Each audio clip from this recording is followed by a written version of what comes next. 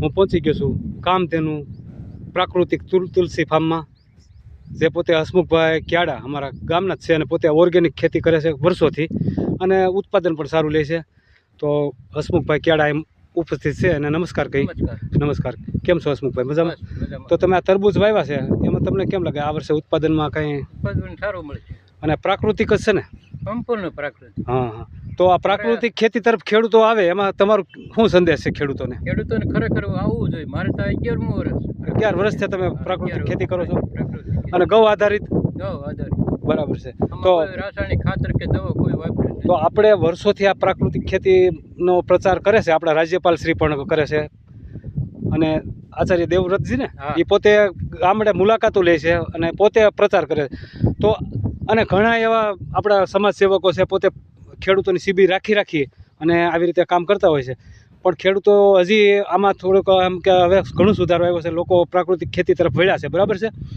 પણ હજી એવું લાગે છે આપણને કે હજી પૂરેપૂરું આ એમ કહેવાય કે આ પૂરું થયું નથી.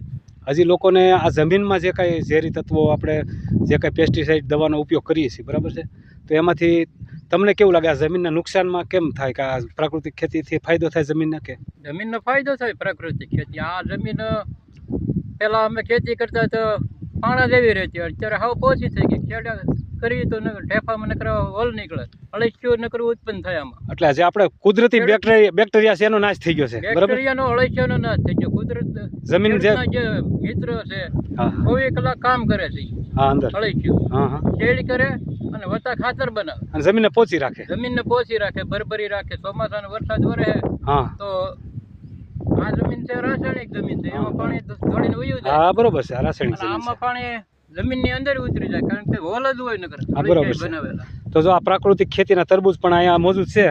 કોઈ પણ આ તરબૂચ લેવા હોય તો તમારા મોબાઈલ નંબર હસમુખભાઈ આપી દેજો. 99 25 36 46 56. એટલે ખીચા રોડ ટચ જ, ધારીથી ખાંભા રોડ 1 કિલોમીટર ખીચા ગામથી છે અને એકદમ મીઠા અને પ્યોર ઓર્ગેનિક 100% ગેરંટીવાળા, લેબ કરાવવાની છૂટ એવા તરબૂચ આવી ગયા છે અહીંયા માર્કેટમાં. તો તમે આ એકવાર અમારા આ ફાર્મની મુલાકાત અવશ્ય લેજો અને ખેડૂતોને આ વિડીયો શેર કરી દેજો. નમસ્કાર મિત્રો. નમસ્કાર હસમુખભાઈ. નમસ્કાર. જય ગૌ માતા.